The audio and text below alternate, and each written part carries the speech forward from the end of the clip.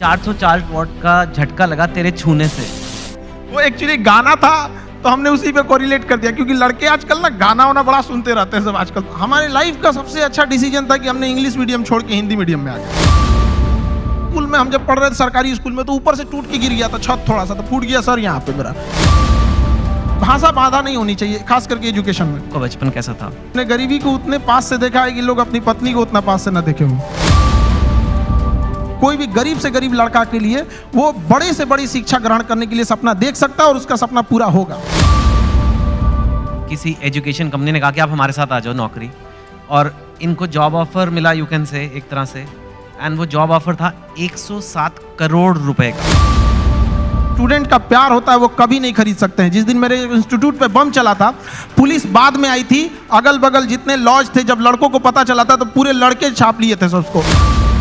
हमारे यहाँ किसी का दिल टूटता है तो वो मजनू नहीं बल्कि माझी बन के पहाड़ तोड़ देता है।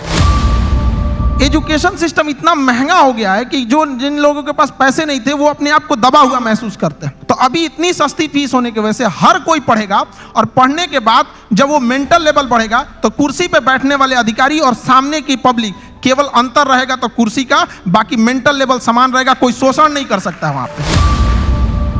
One of India top teacher हो, लेकिन आप खुद क्लास में कोई अव्वल स्टूडेंट, मतलब 37 आउट ऑफ 40th आए थे आप। बहुत ही अच्छा लगा आपको देख के।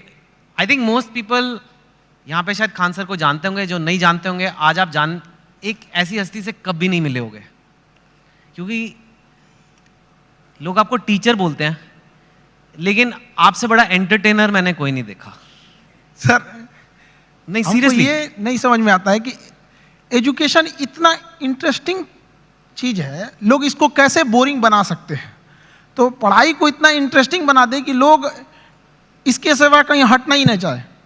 हाँ, and before we get into the interview, मतलब मैं आपको बोलूँ इनके वीडियोस बड़े इंटरेस्टिंग होते हैं, वो बात और होती है, but let me show you the master at work.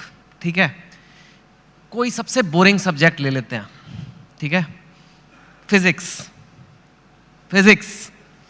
उसमें कोई टॉपिक मैं याद कर रहा हूं अपने आईआईटी के दिन, इलेक्ट्रिक करंट अगर किसी को समझाना है बच्चे को, बिहार में हो, वो कहीं पे भी हो सकता है, और जिसको ज़्यादा नॉलेज नहीं है, इलेक्ट्रिक करंट क्या होता है, कैसे होता है, वोल्टेज वगैरह 3-4 मिनट में अगर समझाना है, तो अगर मैं आपको बोलूँ इलेक्ट्रिक करंट का चैप्टर पढ़ना है, बोलोगे my God such A boring text book. अब हम खान सर को कहते हैं इलेक्ट्रिक करंट।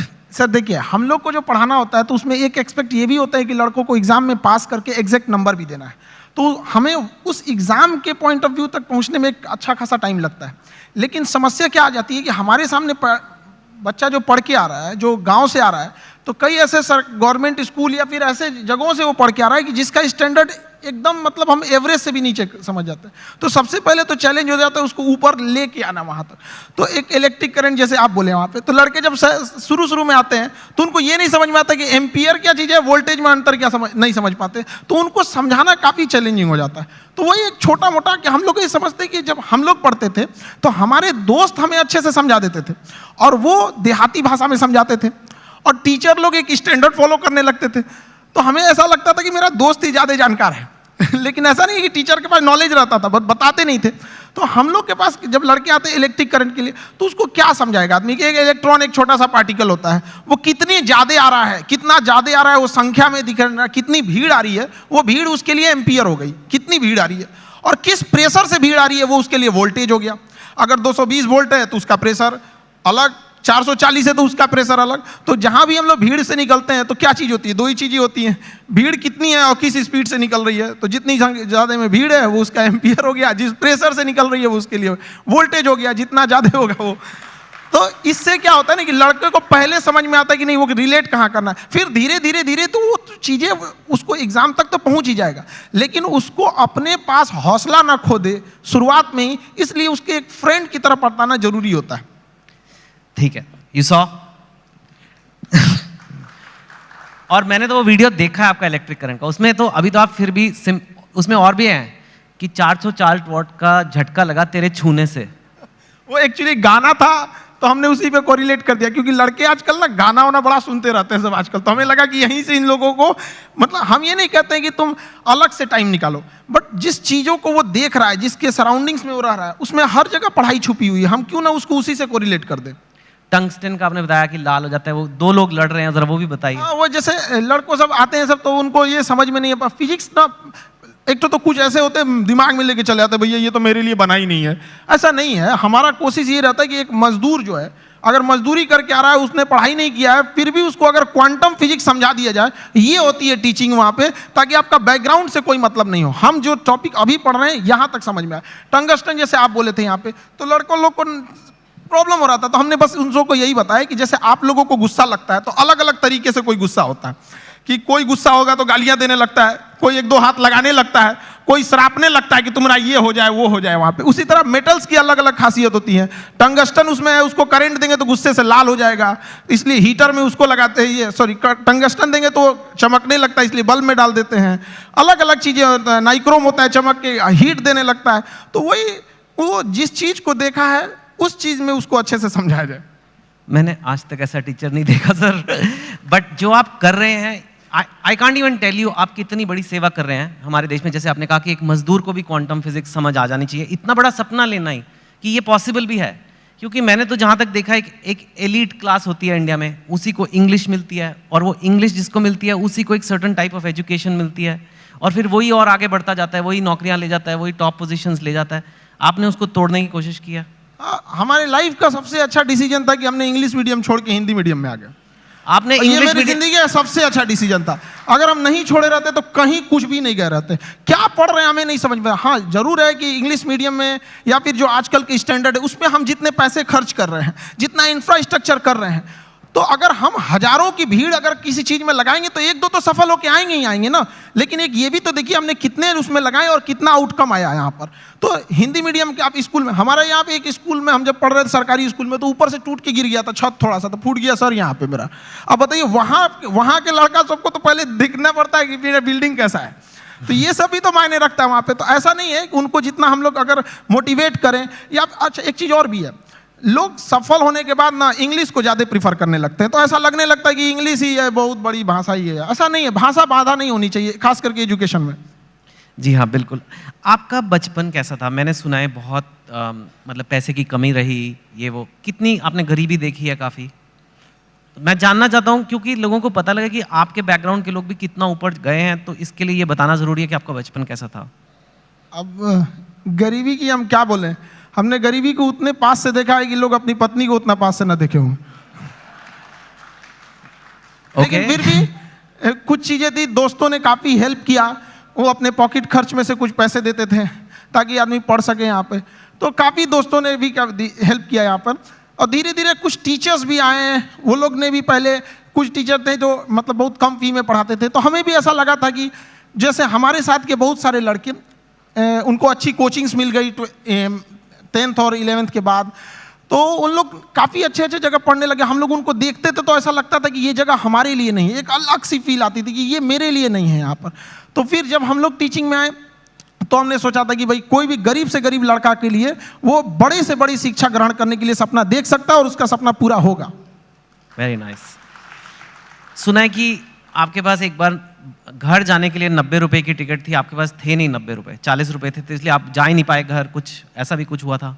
वो दिन मेरे ज़िंदगी का सबसे मतलब अजीब सा दिन था, क्योंकि हम जब कोचिंग चालू किए तो हम मेरे दादाजी ने हमसे, जब प्रॉब्लम्स इतनी ज़्यादा आने लगी तो दादाजी ने बताया कि देखो सपने तो इंसान के बहुत बड़े होते हैं, सपने कभी मतलब ख्वाहिशें ख़त्म भी नहीं होती हैं, लेकिन कुछ ज़रूरतें होती हैं। तो पहले अपनी ज़रूरतों को देख लो, फिर उसके बाद अपने सपनों के लिए आगे बढ़ना। और दादा का रोल बहुत बड़ा होता है ज़िंदगी में। एक पोता के लिए उसकी ज़िंदगी का पहला दोस्त उसका दादा होता है, और एक दादा के लिए उसकी ज़िंदगी का आखिरी दोस्त उसका पोता होता है। तो मेरे दादाजी ने एकदम दोस्त की तरह रहे उन्हें। तो सबसे पहले हमने होम ट्यूशन चालू किया, जहाँ से हम बेसिक चीज़ें निकाल सके। तो पहली बार हमने एक बच्चे को होम ट्यूशन दिया तो उसको 600 रुपये मिले वहाँ से, जिससे कुछ रूम रेंट वगैरह निकल जाए। फिर एक 800 का मिला, ऐसे मिलते मिलते गया। उसके बाद हम एक कोचिंग्स में गए पढ़ाने के लिए। तो वो कोचिंग में शुरुआत में 4-5 लड़के थे, अगले दिन 50-60 हुए, फिर धीरे धीरे बढ़ते गए। एक हफ्ते में पूरा क्लास ही चेंज हो गया। तो हम पढ़ाने लगे, कोचिंग बहुत अच्छे चलने लगी। तो उन लोगों ने कहा कि फीस आपको बढ़ाना पड़ेगा क्योंकि पैसे तो वहीं से आएंगे आप। तो हमने फीस बढ़ाने का विरोध किया, तो उन लोगों ने कहा ऐसे नहीं होगा, तो फिर हम अपने से पढ़ाना चालू कर दिए। तो हमारी कोचिंग में क्या हुआ कि बम चल गया, बम, एक्चुअल बम वहाँ पे धड़ाधड़ गिरने लगा। हम लोग को दिमाग काम नहीं किया वहाँ पे, और क्या किए, सारी चीज़ें तहस नहस हो गई। अब हमको लगा कि अब घर जाना पड़ेगा, और घर जाने के लिए पैसे 90 रुपये चाहिए होते हैं, हमारे पास वही 40-50 रुपये थे। तो हम कहें कि अब घर भी नहीं लौट सकते, यहीं रुकते हैं, शायद कोई रोक रहा है हमें। वाह। तो जहाँ 40-50 रुपए की बात थी, मैंने सुना है कि आपको अभी थोड़े दिन पहले ही किसी एजुकेशन कंपनी ने कहा कि आप हमारे साथ आ जाओ नौकरी, और इनको जॉब ऑफर मिला, यू कैन से, एक तरह से, एंड वो जॉब ऑफर था 107 करोड़ रुपए का। तो यू नो व्हेन, एक वो दिन भी आपने देखे हैं जो 40-50 रुपए नहीं है, घर जाने के दुकान बंद करके, और 100, लेकिन स्वैग देखो, आप मना कर दिया। हमने मना कर दिया है, हमको 140 करोड़ नहीं चाहिए। हमें 140 करोड़ में आप पैसे ले सकते हैं, लेकिन जो स्टूडेंट का प्यार होता है वो कभी नहीं खरीद सकते हैं। जिस दिन मेरे इंस्टीट्यूट पे बम चला था, पुलिस बाद में आई थी, अगल बगल जितने लॉज थे, जब लड़कों को पता चला था तो पूरे लड़के छाप लिए थे सबको, और पूरे ऑर्गेनाइज अगल बगल की कोचिंगें डर के मारे बंद हो गई थी। और हमारी कोचिंग बम लगने के बाद भी नेक्स्ट बैच से एज इट इज चली थी, बाकी बच्चे नीचे खड़े थे। ये 107 करोड़ में कोई नहीं खरीद सकता है। और हम जिस जगह से आए हैं, बिहार से, यहाँ का अलग ही एक स्वैग है, वो तो मुझे पता है। हाँ, हम लोग आए, उसका अलग स्वैग है। हमारे यहाँ किसी का दिल टूटता है तो वो मजनू नहीं बल्कि माझी बन के पहाड़ तोड़ देता है। अरे वाह। हमारे यहाँ उगते, हर जगह उगते सूरज की पूजा की जाती है, हमारे यहाँ डूबते सूरज को भी पूजा किया जाता है। हमारे यहाँ युद्ध से पहले बुद्ध पढ़ा दिया जाता है। तो हम उस जगह से आए हैं जहाँ पे किसी को, अगर किसी को ऐसा लगेगा कि उसको दबा के उसको रास्ते से हटाया जा सकता है, तो नहीं हो सकता है वो। अरे वाह। लेकिन यू नो अभी ये ऐसा फील्ड बन गया है, कोचिंग, एजुकेशन वगैरह, जहाँ लोग बहुत, आपकी बात अलग है, लेकिन लोग बहुत पैसे बना रहे हैं। लाइक ऐसे खबरों में तो आ रहा है बहुत करोड़ों में। हमने यूपीएससी जो चालू किया, पैसा आपको मोटिवेट नहीं करता? नहीं, पैसे हमारा एक अलग सपना है। अब किसी को बोलते हैं तो उसको अजीब सा लगता है। जैसे कोई घर है, अगर वो सड़क से ज्यादा नीचे धंस गया तो टेक्नोलॉजी आ गई है, जैक लगा के उसे उठा देते थे। तो हमें ऐसा लगता है ना कि हमारे इंडिया में भी ना एजुकेशन सिस्टम इतना महंगा हो गया है कि जो जिन लोगों के पास पैसे नहीं थे वो अपने आप को दबा हुआ महसूस करते हैं। तो हमने इंडिया के सबसे बेस्ट टीचरों के साथ अपने साथ जोड़े, और उन लोगों को भी धन्यवाद देते हैं जो जुड़े। और जो फीस यूपीएससी स्पेशली कहते हैं, जो सबसे इंडिया में टॉप एलीट जॉब वही है, उसकी जो फीस 2.5 लाख थी, सेम टीचर के साथ सेम पढ़ाई को हमने 7,500 रुपए में दे दिया। 2.5 लाख से 7,500 में। हाँ, इससे क्या होगा कि हर गरीब लड़का भी पढ़ सकता है। होता क्या था सर कि यूपीएससी निकालने के बाद जो डीएम की कुर्सी पे बैठते थे तो उनका मेंटल लेवल बहुत हाई रहता था, लेकिन जो पब्लिक रहती थी उनका मेंटल लेवल बहुत नीचे रहता था। तो अभी इतनी सस्ती फीस होने की वजह से हर कोई पढ़ेगा, और पढ़ने के बाद जब वो मेंटल लेवल बढ़ेगा तो कुर्सी पे बैठने वाले अधिकारी और सामने की पब्लिक, केवल अंतर रहेगा तो कुर्सी का, बाकी मेंटल लेवल समान रहेगा, कोई शोषण नहीं कर सकता है वहां पे। Very nice. मैं आपसे पूछना चाहूँगा, इनफैक्ट यूथ जो है, आज भारत का यूथ है, कोई एवरेज लड़का है, लड़की है, चाहे बिहार में है, चाहे असम में है, तमिलनाडु में, कहीं भी हो सकती है, वो लाइफ में आगे बढ़ना चाहते हैं, ठीक है, और पढ़ाई एक जरिया है, पर आप उन्हें ओवरऑल क्या मैसेज दोगे? क्या करना चाहिए एक इंडिया के यूथ को जो लाइफ में अपने आप को ऊपर जाना चाहता है, स्पेशली जो हो सकता है हिंदी बोलने वाले बैकग्राउंड से हो, हिंदी मीडियम से हो, ब्लू कॉलर से वाइट कॉलर जाना है, अपनी औकात पार करनी है, जो आपने इतनी ऐसे पार किया कि मतलब 107 करोड़ हो गए नहीं चाहिए, मतलब दैट लेवल तक डेफिनेटली आपके पास लेसन्स हैं बच्चों को देने के लिए, उनको आप क्या बोलोगे? देखिए, आजकल के लड़कों के पास ना डिस्ट्रैक्शन बहुत ज़्यादा हो गया है। वो मोबाइल में घुस रहे हैं तो उधर ही घुसते रह जा रहे हैं, पढ़ रहे हैं, ऊपर से एक नोटिफिकेशन आया व्हाट्सएप, उस पर कोई लिंक खुला, उधर ही के उधर ही रह जा रहे हैं। तो पहली बात कि लड़कों को अपने आप में एकदम श्योर रहना चाहिए कि अगर हमें डिस्ट्रैक्शन से बचना है मोबाइल, तो उसका डिसाइड करो कि भाई हमें अगर 2 घंटे चलाना है तो चलाओ, लेकिन एक फिक्स फ्रेम होना चाहिए कि 2 से 4 चलाएंगे, उसके बाद किसी का कॉल आएगा नहीं उठाएंगे, चाहे कोई भी हो। तो उस टाइम फ्रेम के बाद उनको नहीं होना चाहिए। दूसरा, आजकल और भी कई प्रॉब्लम, लड़कों के अंदर में आइडियाज बहुत है, मुझे ये करना है, सपने बहुत, एम्बिशन, एग्जीक्यूशन नहीं। अरे भैया करो ना, जब करना है तो चालू करो उसको। यहाँ पे तो टाइम टेबल बनाएगा, जिस दिन टेंशन में आएगा ना, टाइम टेबल बनाया, आज हमको पढ़ना है, और रे को साफ करेगा, किताब वगैरह उसमें अच्छे से रखेगा, 2 दिन फॉलो करेगा, उसके 15 दिन बाद कहेगा तरीका, फिर बनाते हैं टाइम टेबल, वो गड़बड़ हो गया था, आप थोड़ा सा अच्छा वाला बनाना है। तो ऐसा नहीं करना चाहिए। सारे लड़कों को अपना स्ट्रेंथ भी देखना चाहिए। अगर सब लड़के एक जैसे नहीं होते हैं, जिस चीज के लायक हैं उसमें तैयारी करना चाहिए। शुरुआत में कहीं पे भी पहले अपना एक गोल सेट कर लेना चाहिए कि हमारी यहां से जरूरतें पूरी हो जाएंगी, अब इसके बाद हमें अपनी ख्वाहिशें पूरी करनी है शुरुआत से। अब जैसे गरीब के घर का लड़का उसकी रिस्पॉन्सिबिलिटी के चक्कर में अपने स्किल को मार देता है। एक गांव का लड़का है, इतना बेहतरीन डिजाइन बनाया, आर्ट बनाया, पेंटिंग, लेकिन वो क्या कर सकता है गांव का लड़का? उसके यहाँ घर वाले कहेंगे कौन सी पेंटिंग बना रहा है? तो वो ऐसा नहीं है कि स्किल्ड हर जगह। तो लड़कों को भी पहले एक जगह सेटल हो जाना चाहिए यहाँ पे, उसके बाद पूरी उम्र बची है अपने स्किल को निखारने के लिए। जी हाँ, वेरी नाइस, वेरी नाइस। आपके जो वीडियोस है मैंने देखा है, आप खुद काफ़ी आपको पढ़ना पड़ेगा। आपके जो वीडियोस, जैसे फिजिक्स तो मैंने एक एग्जाम्पल दिया, आपने फॉरेन अफेयर्स पे वीडियो बनाए हैं, इजराइल पैलेस्टाइन पे, रशिया यूक्रेन पे, इंडिया पाकिस्तान, उस पर तो कंट्रोवर्सी भी होती है, और कॉन्स्टिट्यूशन ऑफ इंडिया पे, कोई टॉपिक ले लो, और इतना आप पढ़ाई खुद करते हो। और जहाँ तक मैंने सुना है, अब आप तो one of India top teacher हो, लेकिन आप खुद क्लास में कोई अव्वल स्टूडेंट, मतलब 37 आउट ऑफ 40 आए थे आप। हम 40 लड़कों के क्लास में 37 आए थे। मेरे टीचर परेशान रहते थे कि मेरे स्कूल पे ये धब्बा बन जाएगा। हम उनसे कहें कि सर क्यों परेशान है, चांद फेमस है अपने धब्बा के लिए, लेकिन वो मानते नहीं थे। ऐसा नहीं कि केवल यहाँ शुरू में, बाद में भी ऐसे ही रहे, मतलब धीरे धीरे ऐसे। हमने पोस्ट ग्रेजुएशन में जिस लड़के को हमसे एग्जाम में पूछ लेता, भाई थोड़ा सा हेल्प कर दो, तो जानते ही हैं थोड़ा चली जाता है, हमने उसको हेल्प किया, उसका आया 70% से ज्यादा, मेरा 48 आया, हम मार्कशीट फाड़ के फेंक दिए, नहीं चाहिए हमको। क्या करेंगे, वैसे भी हम उसका रख लो भैया वहां पे। नहीं तो अब आप काफी पढ़ते हो, बिकॉज एक चीज को सिखाने के लिए खुद को समझना है, बहुत ही अच्छे से समझना है एक कॉन्सेप्ट को, ताकि उसे मैं एकदम सिंपल वे में और बेटर समझा सकूं। तो आप खुद काफी पढ़ते हो, खुद काफी स्टडी करते हो? काफी, इसके लिए बहुत मेहनत करना पड़ता है। और कई बार हमें लगा कि हम किसी टीम को लगा देंगे, वो टीम हमसे परेशान होकर भाग जाती है कि भैया इनके साथ झेलना बड़ा मुश्किल है, ये क्या क्या चीजों की रिक्वायरमेंट है। तो उसके लिए थोड़ा बैकग्राउंड में मेहनत ज्यादा करना रहता है। वाह। और पर आप टीचर वैसे शुरू से बनना नहीं चाहते थे, पहले आपका फौज का बड़ा शौक है? आज भी मेरा शौक फौज का है, मतलब आज भी हमारी ख्वाहिश वही है, आज भी मौका मिले तो वहीं चले जाए। लेकिन मेरा ना हाथ काफी टेढ़ा है यहाँ पे, तो इतना टेढ़ा है, उन लोगों को लगा मतलब। आप गए थे?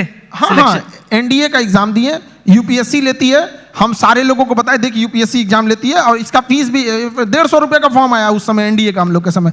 लोगों को लगा कि तो हमको, सब लोगों को लगा कि अभी फौजी बन जाएगा, लेफ्टिनेंट। हम गए वहाँ से, बाद में पता चला ये गड़बड़ है, तो रिजेक्ट हो गए। हालांकि ऐसा नहीं है कि उन लोग सेलेक्ट कर लेते तो अच्छा ही करते हैं वहाँ पे। कभी कभी हमने फौज पे, हथियारों पे, मिसाइल पे ऐसी वीडियोस बना देते हैं कि लोग हमको उधर से फोन आने लगता है, यार इतना थोड़ी बताना है, आप इतना भी मत बता दो वहाँ पे।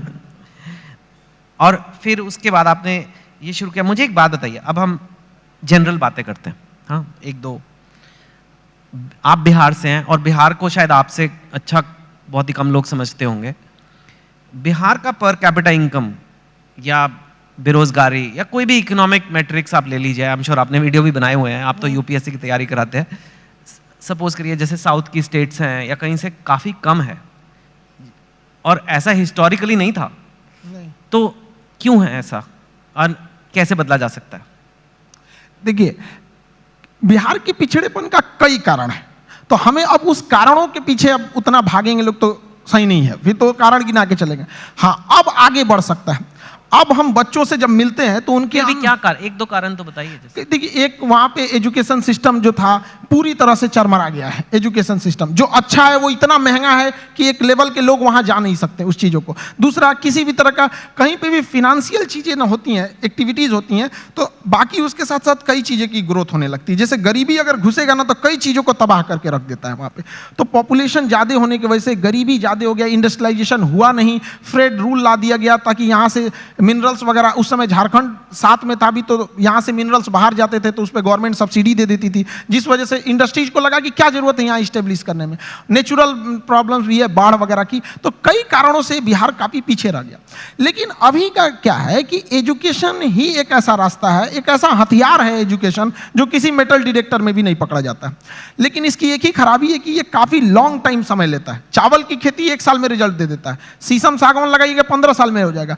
एजुकेशन आपको 20-25 साल लेगा, लेकिन एक ऐसा इन्वेस्ट है जो जिंदगी भर आपको रिटर्न देते रहेगा यहाँ पे।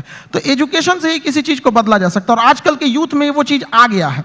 अब वो ना ब्रॉड लेवल पे सोच रहे हैं, और कई बार ऐसे यूथ भी घबरा जाते हैं कि सर कहीं कहीं ऐसे न्यूज़ भी आती है कि इतना पढ़ा लिखा होकर छोटा जॉब कर रहा है। ये हकीकत है और इसे देखा भी गया है कि बहुत पढ़े लिखे लोग छोटे जॉब में भी गए हैं, लेकिन वो बहुत दिन तक वहाँ रुकेगा नहीं, वो वहाँ नहीं रुकेगा। मैं दरिया हूँ, अपना हुनर जानता हूँ, जहाँ से भी गुजरूंगा अपना रास्ता बना लूंगा। तो एजुकेशन वाले लोग जहाँ भी जाएंगे वो कुछ देर तक किसी प्रॉब्लम से वहाँ रुक सकते हैं, लेकिन फिर वो अपना रास्ता निकाल लेंगे। तो हर बच्चों को यही कहते हैं, थोड़ा वक्त लेगा, लेकिन एक दिन जब पलटेगा ये वक्त तो पूरी दुनिया देखेगी।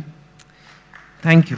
आपको लगता है एजुकेशन, क्वालिटी एजुकेशन है ना, क्वालिटी एजुकेशन कम प्राइस में दी जा सकती है? बिकॉज एक्चुअली आप एक्सेप्शन है इन, मतलब जैसे फॉर एग्जांपल मेडिकल की सीट ले लीजिए या एमडी की सीट, मैंने सुना है 1-1 करोड़ रुपया, मतलब फॉरेन जाके मेडिसिन करना ज़्यादा सस्ता हो गया इंडिया से। ऐसे भी हैं कि करोड़ रुपए में डिग्रियां हैं।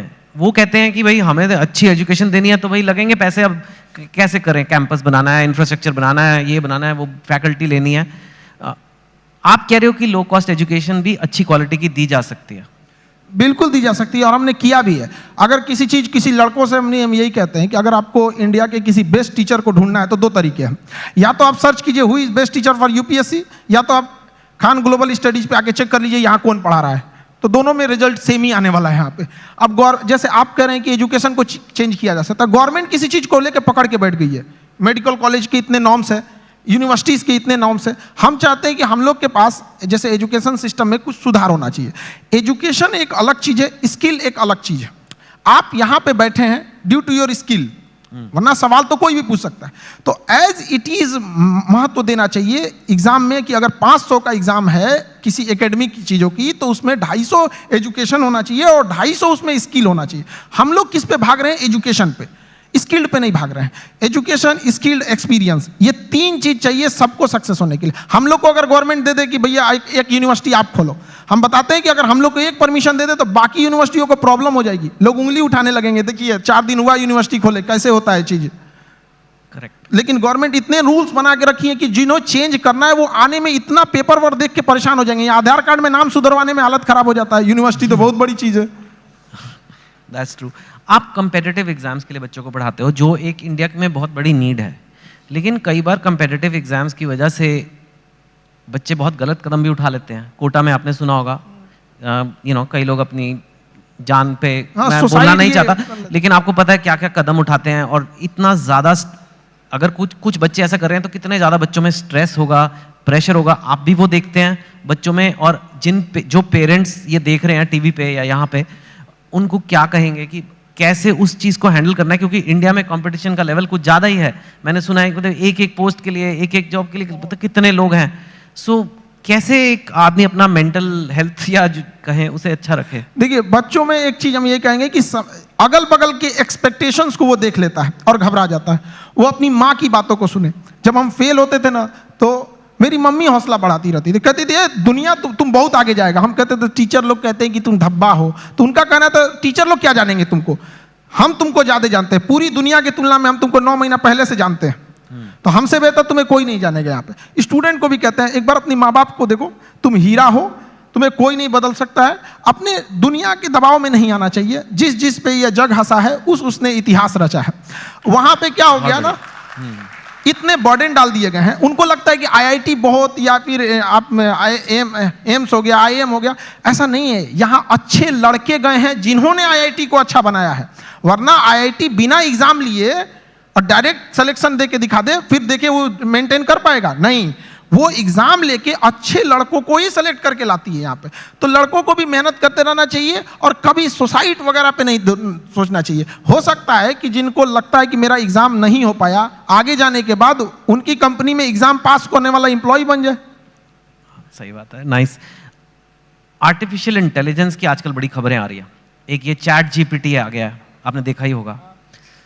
कई लोगों को खतरा हो रहा है कि अब तो इतने बढ़िया कंप्यूटर हो जाएंगे, इतने बढ़िया ये आर्टिफिशियल इंटेलिजेंस हो जाएगा कि वही आंसर लिख देगा, वही सब कुछ कर देगा, मतलब नौकरियां सारी गायब हो जाएंगी। आप आर्टिफिशियल इंटेलिजेंस को कैसे देखते हैं और आपको लगता है कि ऐसा कुछ? आर्टिफिशियल इंटेलिजेंस ह्यूमन इंटरवेंशन को थोड़ा कम कर देता है, लेकिन ये मिथ है कि आने के बाद काम खत्म कर देगा। इंडिया में जब कंप्यूटर आ रहा था तो लोगों को यही लगा था कि पूरी लोगों का काम खत्म कर देगा। ये उसी का एडवांस वर्जन है। ऐसा नहीं है कि लोगों का काम खत्म, आप उस समय एक नए नीड्स होंगी, नई ज़रूरतें होंगी, उस पर इंसान शिफ्ट हो जाएगा, कभी ये खत्म नहीं होगा। आर्टिफिशियल इंटेलिजेंस का दुरुपयोग बहुत हो सकता है, इससे बचना चाहिए। गवर्नमेंट को आर्टिफिशियल इंटेलिजेंस से मिसयूज को रोकने के लिए एक हार्ड कदम उठाने चाहिए। भारत में आईटी रूल्स उतने मतलब स्ट्रिक्ट नहीं है। ज़्यादा वक्त बचा नहीं है, लेकिन आप काम ही करते रहते हो, सारा टाइम काम करते रहते हो। हमको तो बस पढ़ाना रहता है, पढ़ा के हटे फिर उसके बाद खाली बैठते तो सोचते हैं कि और कौन से टॉपिक पर, इस टॉपिक को हमने इस बैच में ऐसे पढ़ाया, अगली बैच में इसको और अच्छे से कैसे समझा सकते हैं। आप इतने सारे बच्चों का सोचते रहते हो, कभी ये नहीं सोचते आपके अपने बच्चे होंगे? प्यार व्यार हुआ है आपको कभी दिल? आप इतने एग्जाम्पल देते हो मजनू वाले अपने टॉक्स में, मैंने देखा है मजनू 400 वोल्ट का झटका, पता नहीं कितना। हाँ, तो आपका कभी दिल, या आप सिंगल हैं, मैरिड हैं, मतलब क्या? क्योंकि ये आता है कई बार, लोग, अब आप इतनी हस्ती बन चुके हो कि लोग ये सब सवाल पूछते हैं सर। नहीं देखिए, ये सब चीज़ हम सिंगल, ये सब लोग तो घर वाले डिसाइड करेंगे, उन लोग का गृह मंत्रालय का ये काम होता है, ये मम्मी पापा का काम है इस चीज़ों को। आजकल के लड़कों को बस ये कहेंगे, ये सब डिस्ट्रैक्शन से उन लोगों को बचना चाहिए यहाँ पर। और रही बात हमारा, तो हमको मेन काम रहता है लड़कों के बारे में ही सोचते रहे, स्टूडेंट को कैसे समझाया जा सकता है। अपने ही पानी में घुल जाना ही बर्फ का मुकद्दर होता है। तो हम लोग बच्चों के लिए और उनकी बेहतर कैसे किया जा सकता है, इसी पे ज़्यादा ध्यान रहता है। फिर भी थोड़ा तो मतलब अपने लिए भी वक्त निकालिए कुछ। You are one of India's most eligible bachelors now, आपको पता है ना ये बात? वक्त मिलेगा तो वक्त निकाल लेंगे। हाँ, तो ठीक है। नहीं, वो तो खैर मस्ती पूछ रहा। और जाते जाते बस यही कि काफ़ी हमारे पास वक्त नहीं उतना, कई बार कंट्रोवर्सीज हुई हैं आपके वीडियोस पे, आपके कंटेंट पे, आपके नाम पे, आपका नाम असली क्या है, कुछ ऐसे ये सब। And I don't want you to answer each of them. आप उनको कैसे देखते हो? हम कंट्रोवर्सी वाले लोग को देखते हैं, बिना मतलब की चीज़ों को इंटरफेयर करने। वो जिस लेवल पे हम लोग बताते हैं, उस लेवल पे जाने के बाद किसी को कंट्रोवर्सी करने की जरूरत ही नहीं पड़ेगी। हम लोग टीचर हैं, हम लोग बीच का रास्ता नहीं। जो सही है उसको सही बोलेंगे, गलत है उसको गलत बोलेंगे। अगर कोई गलत है तो उसको पूरा बता देंगे कि देखो ये चीज़ें गलत है, और सही है तो उसको पूरा बताएंगे कि ये सही है। अब इंसान वन साइडेड होता है, वो सोचता है कि हम भी उधर ही साइड में चले जाए, ऐसा नहीं हो सकता है। ठीक है खान सर, बढ़िया काम कर रहे हो, करते रहिए। धन्यवाद। Thank you so much. Thank you.